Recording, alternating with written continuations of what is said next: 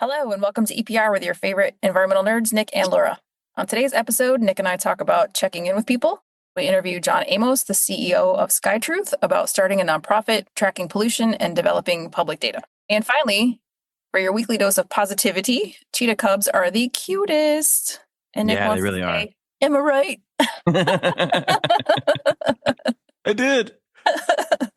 And did you know that they hiss and meow instead of roaring? It's They're just giant kitties. I know, but they're like, that's the sound they make. It's adorable. I don't know. It has to be a competition between them and that.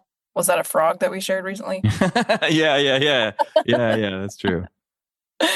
Anyway, hit that music.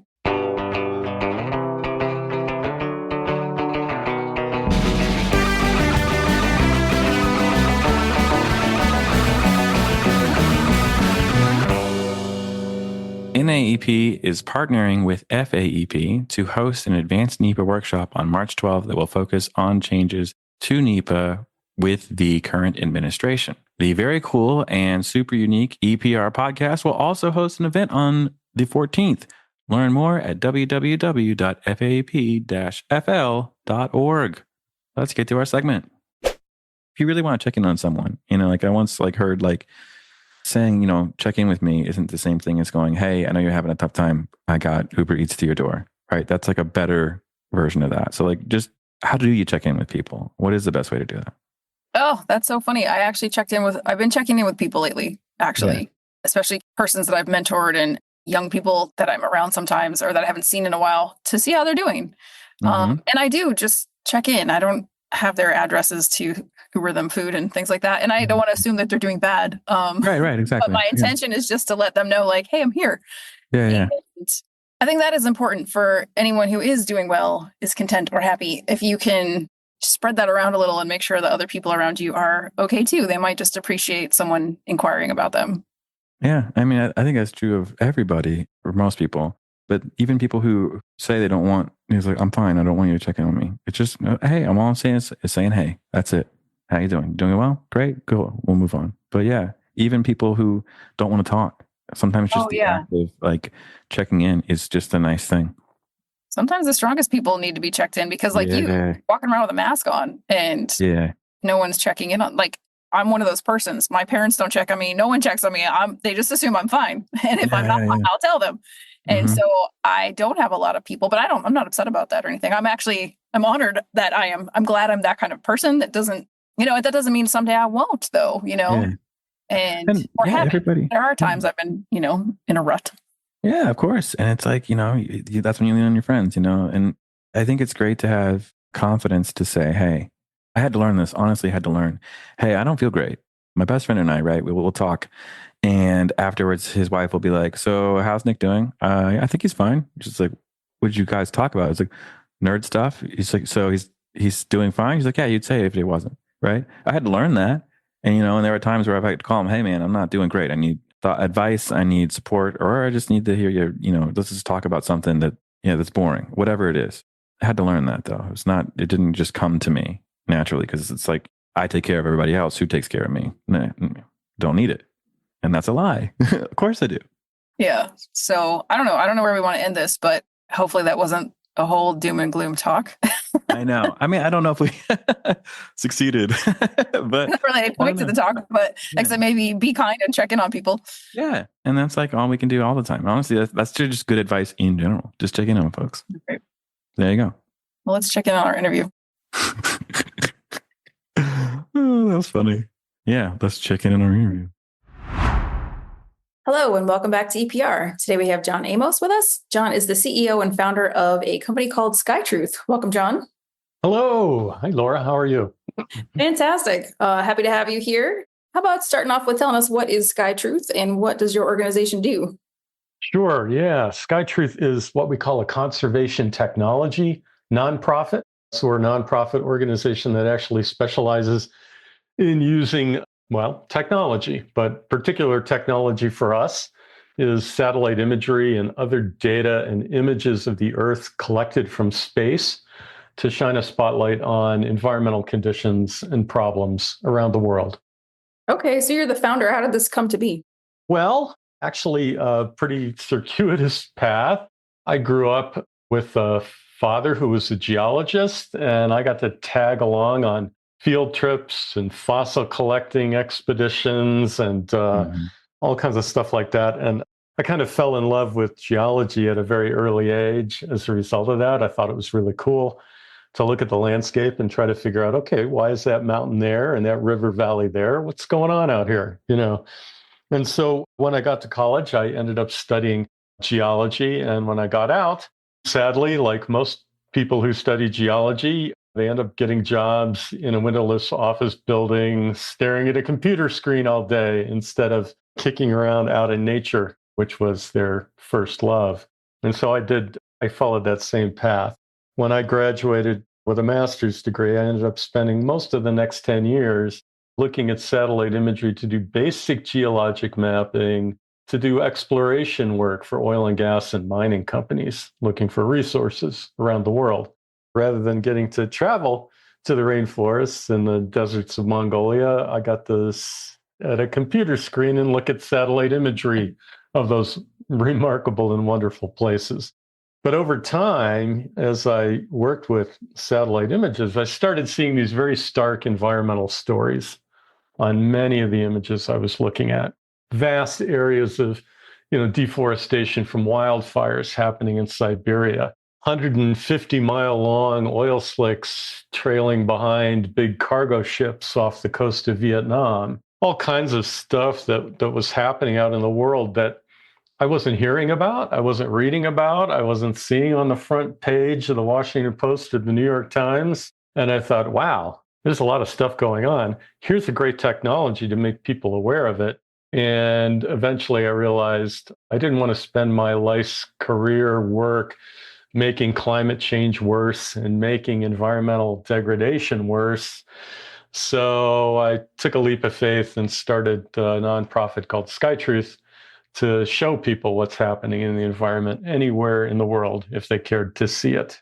Okay, very cool. So how did that transition happen? You were working one day and said, someone should expose this stuff.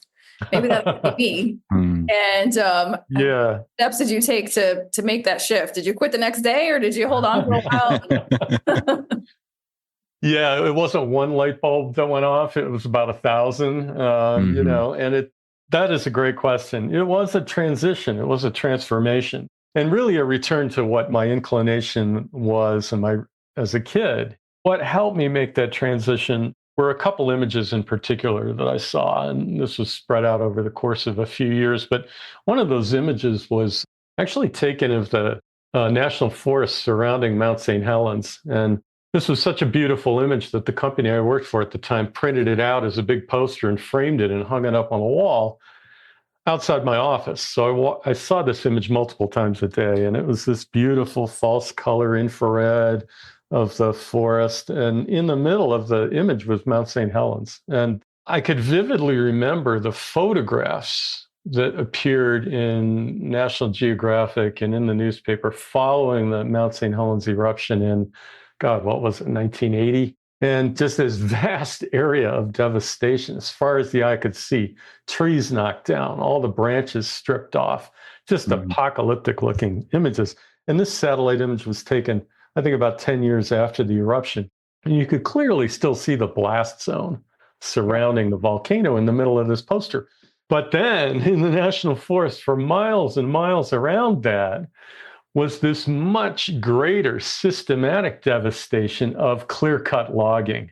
The forest looked literally like a checkerboard of these giant tracts that had just been cut down to the dirt. And I looked at that and I thought, wow, the devastation from this apocalyptic eruption paled in comparison to the devastation caused by the U.S. Forest Service's management policy for our national forests. And I remember describing this image to my parents a few days later, and they were both well-read people, watched the network news every night, had a daily paper they read every morning. And as I described this, they got really quiet. And at one point, my mother said to me, "Do you mean they cut down trees in the national forests?" And that was light bulb number one. That was like, oh, wow. Everybody needs to see this image. so that they can understand this for themselves. And that got me started on the path toward thinking about leaving healthcare and a steady salary and starting a nonprofit conservation organization. Yeah. So what were your hurdles then? Like you had, I mean, like that's a hard thing to do, first of all, right? So you have to give you credit for doing it. But yeah, that couldn't have been easy. It took me a few years to talk myself into it. And even back then, this was, happening around the year 2000, health insurance was a big consideration. It's a big stumbling block for myself and my wife. It's like, well, we tried to get individual coverage. This is the dark days before the Affordable Care Act, and my wife got rejected because she had turned her ankle a couple of times and had to get some medical care. And it was just trivial stuff. Wow. Yeah. And we thought, okay, how hard is this going to be? And are we willing to take that risk and exposure? And then the other thing was, yes, leaving a salary, leaving benefits, you got to go out and find the money yourself. Any small business owner is well familiar with that, and is not going to shed any tears for me in that situation, right? But in this case, you're raising it from philanthropic foundations. It's kind of a different environment, a different world that we had a little familiarity with. But leaving the comfort of those material things to set out on your own I have a big hat tip for anybody who takes that kind of leap of faith. And the other thing I'll say that was really helpful was a very patient and forgiving spouse who, for the first couple of years before I could pay myself anything, was, I would say, SkyTruth's number one supporter. For sure. So you have the company or the organization now working pretty well. So you're looking for environmental activity all over the globe. How do you go about sorting through data? Do people help you do that? How does that work? Because it's got to be a lot, Yeah, potentially there's a huge amount. And when I started SkyTruth, there was just a handful of what they call Earth observation satellites that were in the civilian realm where you could get imagery and where you could get imagery for free. So there weren't a lot of choices when I started. In the last couple of decades, as you are well aware, there's just been this explosion in space science and in all kinds of players jumping in and launching all kinds of satellites for highly specialized uses, but also just for general Earth observation purposes. And the European Space Agency in particular has steadily launched this very, very highly capable fleet of satellites. And we're able to access all the data that they produce for free through, in the cloud. And of course, NASA continues to operate the Landsat satellite program and other satellites where the data are freely available. So yeah, there's a lot to choose from, potentially a lot to comb through, a lot of needles in a lot of haystacks to look for if you're not kind of focused. But we've been very flexible in our approach, that we've been kind of, I think, innovative in looking for emerging and salient environmental issues, combining that with our knowledge of, okay, what's the toolkit in space capable of right now? And then based on those, kind of integrating those two and figuring out, okay, where do we want to focus our efforts now? But also because of my own background, a lot of our work has been focused on kind of shining a spotlight on the impacts of fossil fuel exploration, transportation, development, on the mining side and the oil and gas drilling side. We've done a lot of work throughout our history on that. And our intent there was really to show the impacts that people weren't seeing and hearing about. Even before I started SkyTruth, people were obviously talking about the greenhouse gas impacts, the climate impacts of burning fossil fuels. Right. But very few people understood what the on-the-ground local community impacts are of actually living in a place where they're drilling and fracking for oil or gas.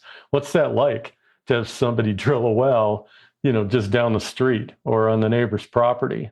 What's that coal mining in Appalachia actually look like that's powering so much of the national electricity grid? So a lot of our work has focused on that throughout the years. And originally it was all manual. It was us downloading images one at a time, on our desktop computer and bringing it up on a screen and saying, okay, what interesting thing is this image showing us or not, right? But data technology has come a long way in the last 20 years. Now we have all these satellite images available to us in the cloud. You don't have to download anything onto your desktop, your laptop anymore. You can build analytical solutions in the cloud, apply them to imagery in the cloud, and then just download the results if you want to see it. And often that download takes the form of populating a public interactive map with the results and perhaps sending notifications to people who have subscribed to be notified if you see anything interesting in the places they care about. So that's allowed us to scale our operation tremendously. Yeah, I can imagine. And so when it still seems like quite a bit. So when you find something, like, I guess, how do you go through that process of being like, okay, this is worth publishing, maybe this isn't? Maybe give us an example or two of things that you found interesting over your career that you guys have found, and like what's kind of come of that. I feel like, okay, you see something, you've got to have a fact-checking process, right? Right. Yeah. Those are great questions. And I'll just say, we are targeting the imagery that we're analyzing. We're not just looking at every satellite image that's coming down from space every day. We can't afford the coffee to keep all the interns awake and alert to be able to do that kind of thing. But we do have a new tool in our toolkit, which is artificial intelligence. So we are using techniques like machine learning to take our human experts, create high quality, what they call labeled data sets, sample data sets, and feed those into a program to build and train a computer model how to recognize patterns in the imagery that our human analysts care about. And so you got to be very intentional about that. There are some artificial intelligence techniques that just look at changes from one image to the next in kind of a non-definitive way. Just, hey, something changed over here. We don't know what. But our approach right now is much more targeted. And the example we started first with is called Global Fishing Watch. That was our first foray into using machine learning to develop intelligent models to be able to analyze data. And in this case, the data wasn't imagery. It was ship location and identification broadcasts collected by satellites, radio frequency broadcasts from a system called Automatic Identification System, AIS. And we realized when we started working with that AIS data that often some ships don't broadcast honestly who they are, what they are, and what they're doing. But we found by reconstructing their broadcasts as they moved across the surface of the ocean, we could tell from their pattern of movement what they were actually up to. And in some cases, identify, hey, this vessel that says it's a passenger ship, a cruise ship, it's actually engaged in longline fishing activity for tuna out in the middle of the Pacific Ocean, right? So that became the essence, the inspiration for taking all of that broadcast data from all of the ships in the ocean every day. And now I think that's on the order of about 100 million new data points every day.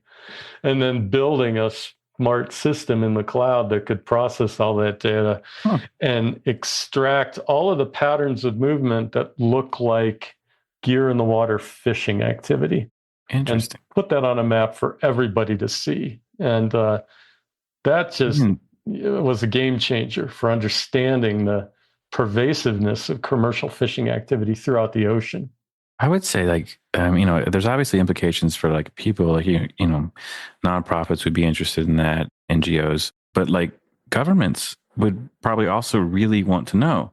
Yes. Are there people who are breaking our laws, or are there other countries breaking our laws? Do you get requests from different agencies, different organizations going, hey, so we're curious about your data? How does that work?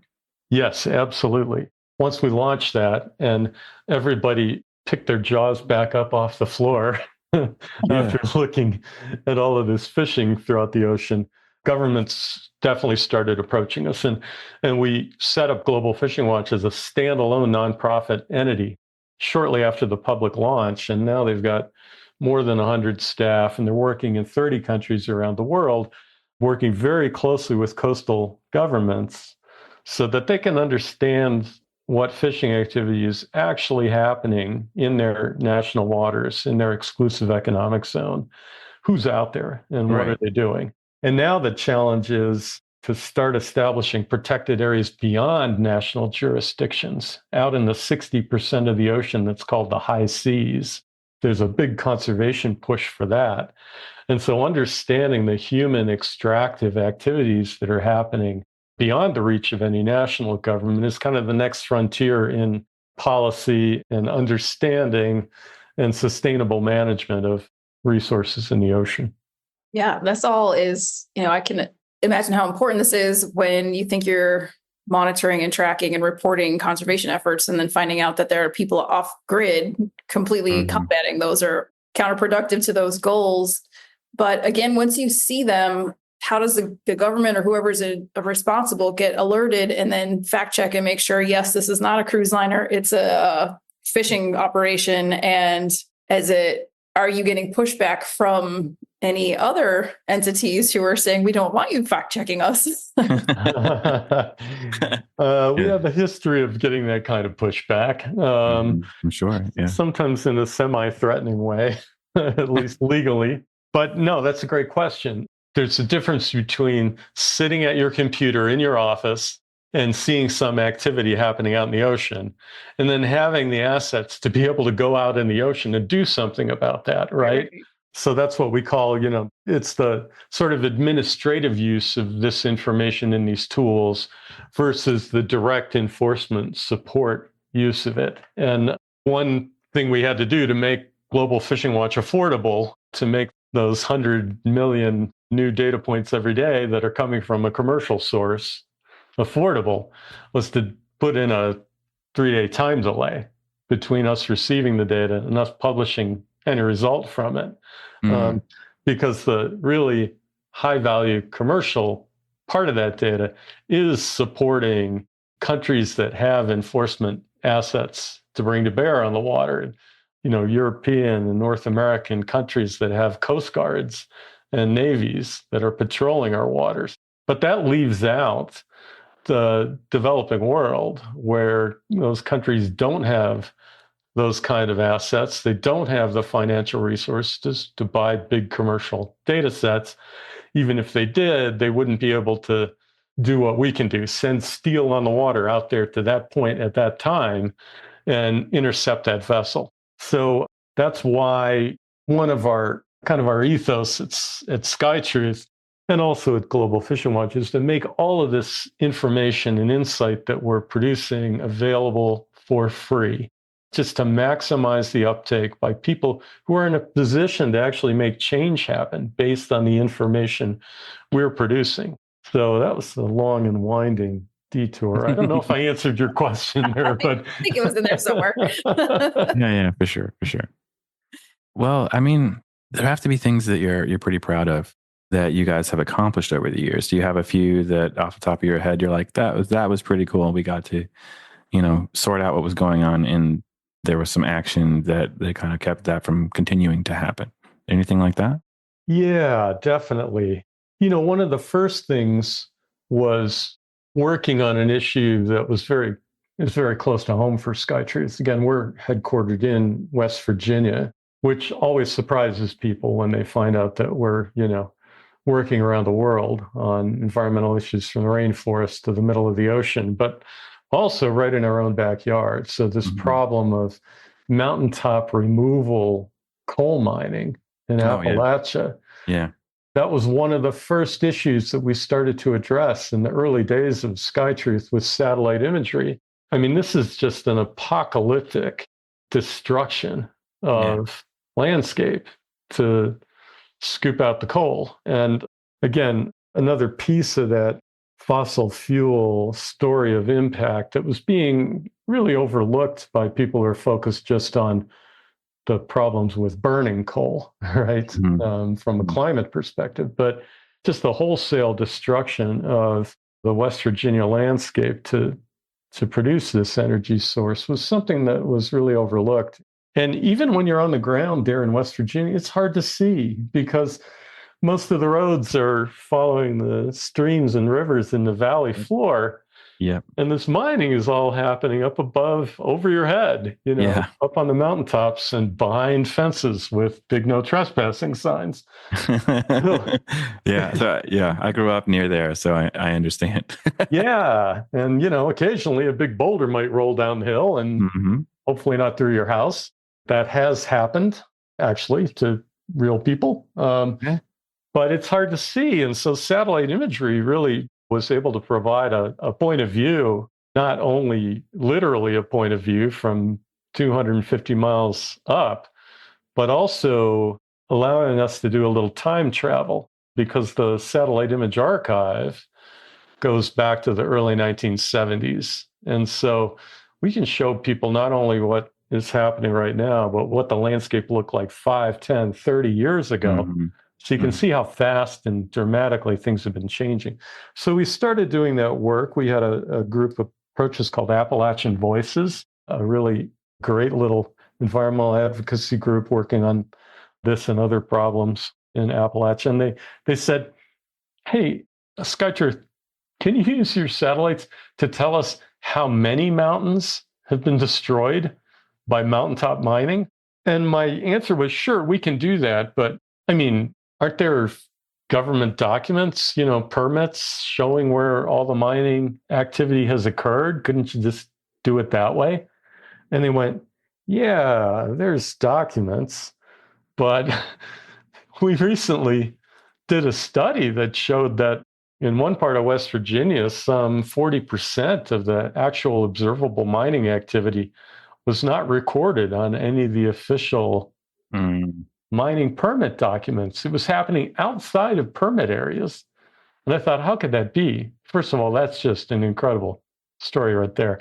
Right, yeah. And then I thought, well, yes, we can do this. So we started systematically looking at satellite imagery and mapping the observable impact of these mining operations and measuring it.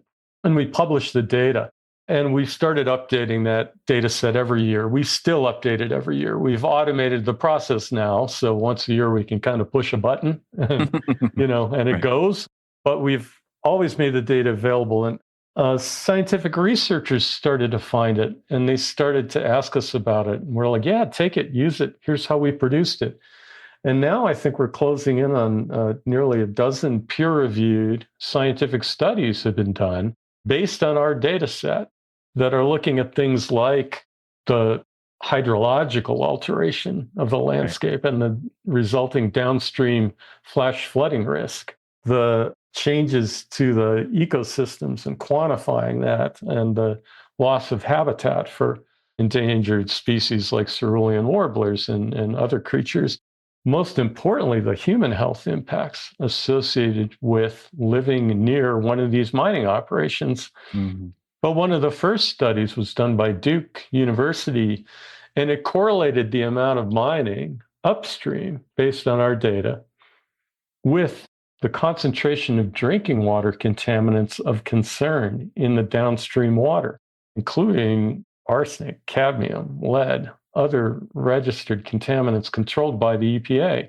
And when they published that study, it encouraged the EPA to do something that they had never before done, but always had the authority to do, which is to overturn a permit for new mining issued by the U.S. Army Corps of Engineers. EPA had always deferred to the Army Corps of Engineers on that. And they overturned a permit.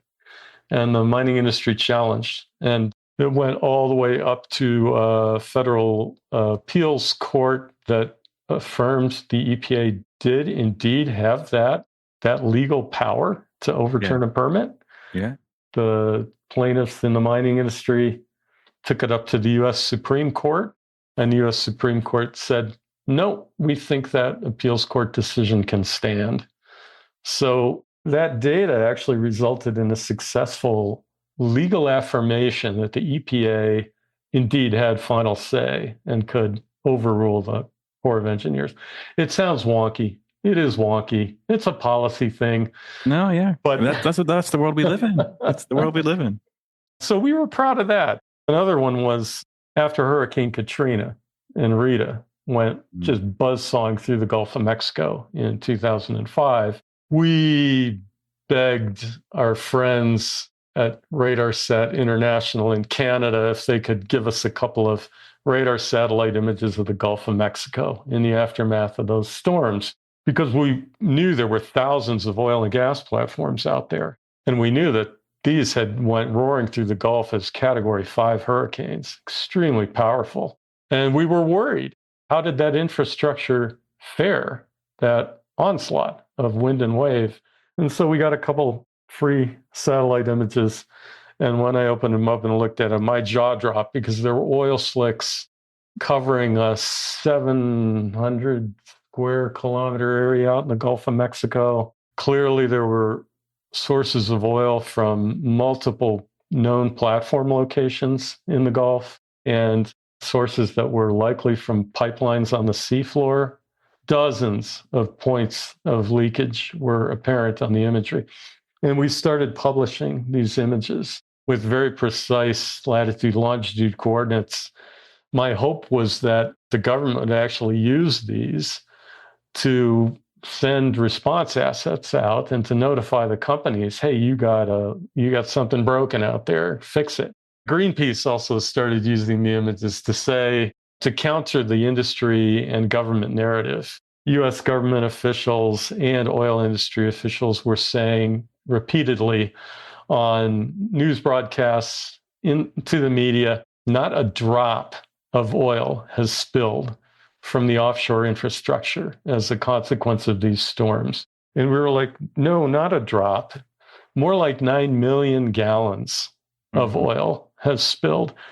So Greenpeace started using this imagery. And then about a week later, we got a letter in the mail from a law firm that worked for one of the oil companies operating out there in the Gulf, saying that our imagery was being used by others to claim that their client was polluting the Gulf of Mexico, and that's not true. And we insist that you take these images offline and in their place, post this apology that we've very helpfully written for you.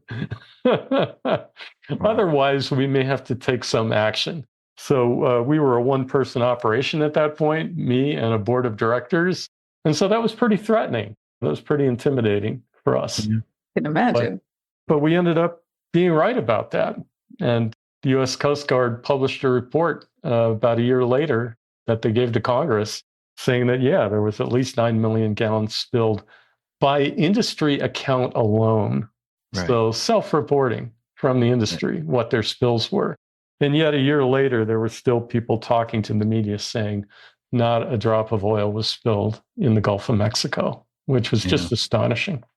Well, it's such a strange thing to me because if it's something that can be verified and also no one would blame the company that for a storm. That's just something that's an act of nature. It's what you call it. So it's almost like reverse PRing themselves. It would be much better for them to say, we know this is an issue, we'll fix it. Because they're going to have to fix it anyway. It's better to do that than pretend like it's not happening. I would agree with you there.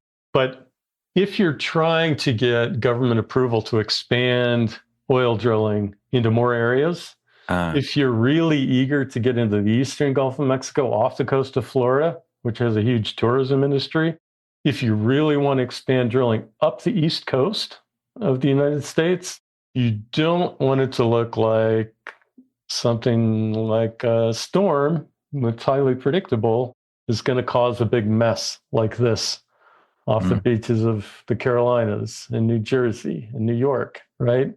Yeah, until it does happen, and then you have an even bigger mess on your hands. Anyways, I know, you know. I know I'm preaching to the choir. Hopefully it is an opportunity for them to improve technologies and their building systems. And just like you would for housing, where the windows in Florida withstand 200-mile-an-hour winds, that's standard, right? Like I would think you're now going, okay, where our infrastructure needs to withstand a Cat 5 storm because otherwise this is going to happen or worse.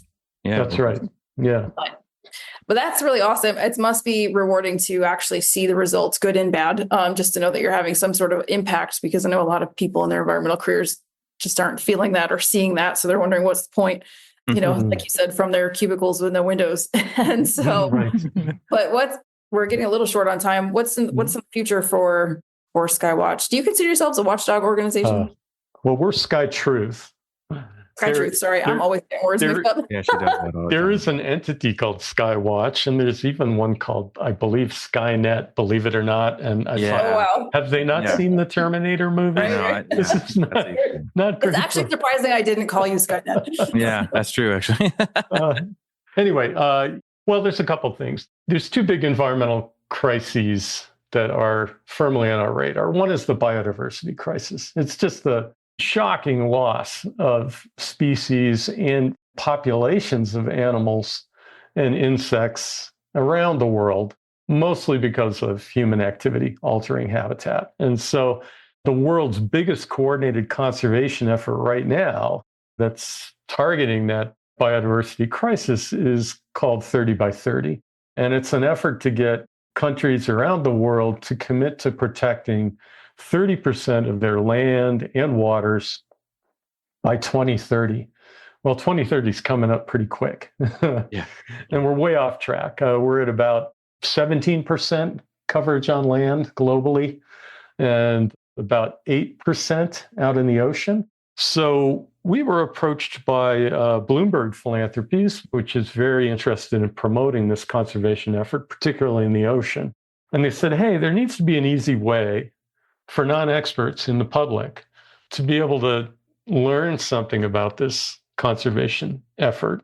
Let's get it out of the ivory tower of conservation scientists and government policy people, and let's get it out in front of the general public. So it's got to be accessible to the public. And there also needs to be a way for them to see how far off track we are, right? Because we need to build public awareness and public pressure on governments to jump in and participate, and to participate in transparent, equitable, and effective ways. Not just draw a line around the place and say, okay, it's protected, and then not actually do anything. Right. So we've built this tool called the 30 by 30 Progress Tracker. So anybody can go on our website and pull up that map and see, hey, how's my country doing? How's my country participating in this effort? They can even have a little fun with a little sketch up your own scenario tool and draw their own hypothetical protected areas and see what that would do to help close the gap. And then if they're really interested and want to get in more sophisticated actual geospatial planning, or if they want to get involved in helping advocate to their government to get involved, we provide a curated list of other resources that they can go to get engaged in other meaningful ways with this. Well, the other major project we're working on now is another AI-powered project. And this one is also focusing on oil pollution in the ocean. But rather than just the big catastrophic spills that people hear about, we're shining a light on a hidden problem, the chronic day-to-day oil pollution in the ocean that accompanies human industrial activity. And the two industrial activities we're focused on that cause most of this oil pollution are commercial shipping, moving all the cargo and goods around the world in these gigantic container ships, and also, of course, moving cargoes of crude oil, liquefied natural gas, and other fossil fuels around in these giant tankers. Pollution from offshore oil and gas infrastructure as we expand further and further into the ocean. Chasing the last drops of oil, we're building these platforms in new places that are often chronic pollution sources. And that's something that people haven't been able to see. It's been happening over the horizon, out in the ocean, kind of hidden, swept under the rug problem. Right. That satellite imagery and AI are allowing us to bring to light. So check out Cerulean, and you can see in almost real time everywhere our computer model detects what it thinks is a new oil slick out in the ocean. And in many cases, identifying who we think is responsible for that pollution. Interesting. I mean, that almost seems like it'd be overwhelming to see all of that all at once. But maybe that's kind of the point. I know, but it's quite intense. That's kind of wild. I never thought about using satellites that way. It's very interesting stuff. It really is. It can be overwhelming. And yeah, that is the point for the pollution coming from vessels. In many cases, this is pollution that's been illegal under international law since I was wearing bell bottoms. And like early 1970s, they outlawed the discharge of untreated oily wastewater from ships at sea. But they've been getting away with it ever since then. So now we're tightening the noose on that problem and making it visible and hopefully actionable. Yeah.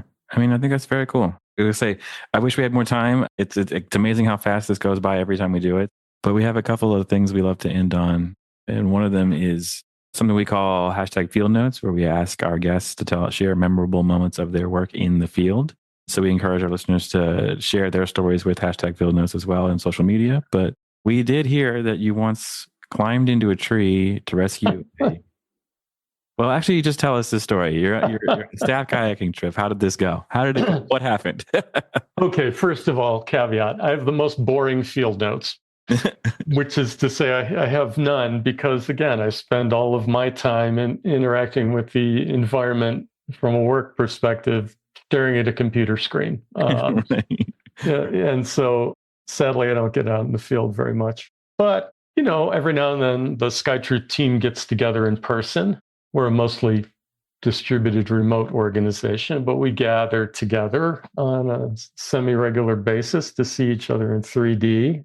We like to do things when we're on those trips. We like to get outside and do stuff. And on one of these gatherings, we got some kayaks and we went kayaking down Antietam Creek, not far from SkyTruth headquarters. We were pulled up on the banks of the creek, having a break, having a snack, and we heard these little meowing sounds that appeared to be coming from the air. And we looked around and we looked up, and there we saw two little kittens clinging to a tree on the banks of the creek, about 20 feet up, and looking like they were stuck and confused and making the most pitiful little noises.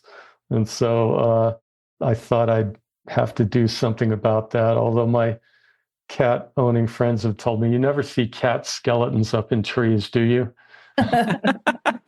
They always figure it out eventually, right? That's funny. No, they knew what they were doing. Do they, or do they always use their little mew to get someone to get them down? Well, that could well be. That's a very good survival mechanism in itself. And it worked on me. So I clambered up this tree very precariously. This tree turned out to have thorns in it. Gosh. And tore myself up, but I managed to hand off two kittens to one of my team members down below. And I just had such a satisfied feeling that I had done something hands-on, for the environment that day. I guess if you consider cats part of the environment, in which they shouldn't be. That's a whole other episode. Taking them out of the environment and returning them to their home, I think, is probably a good thing to do for the environment. So probably, yeah. That was happy. Yeah. A little adventure. That's very cool. Well, we are out of time, but is there anything else you wanted to mention before we let you go?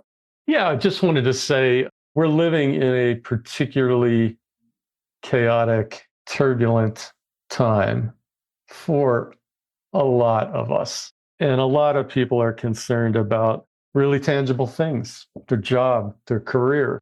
How are they going to make a living? What they thought was their life's work, they may need to make a sharp turn and figure out something else. I just want to acknowledge that that's a very scary place to be. I've been there doing it intentionally, and it was scary. To have it done to you is really hard. And going along with that is this loss of faith in government to provide a lot of the basic things that we were kind of counting on in society. One of those things being knowing what's around you in the environment that could be harmful to you and your family, knowing what's in the food you're eating, in the water you're drinking, And I just see a situation now where that emphasis necessarily has to shift to action at a more local level. People getting hands-on, getting involved with monitoring, data collection, publishing information and making it accessible and available to people, rescuing government data sets and putting them in places where people can still get at it. There's going to be a huge amount of work to do there to pick up the slack that's happening right now.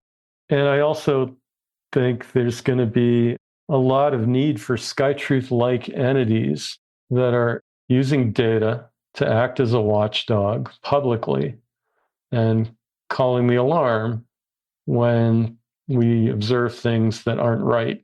I feel that could be happening in many areas of society right now. And if SkyTruth can stand as any kind of model and inspiration for people to be doing the same in public health, public safety, social justice, that would make me incredibly pleased and proud. Awesome. That's definitely a good message to end on, especially now. And lastly, where can people get in touch with you if they'd like to chat more?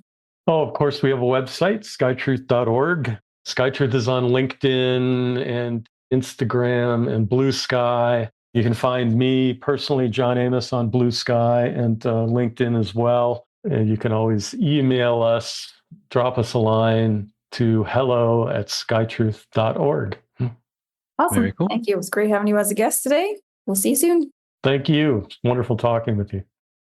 That's our show. Thank you, John, for joining us today. Please be sure to check us out each and every Friday. Don't forget to subscribe, rate, and review. Bye. See you, everybody.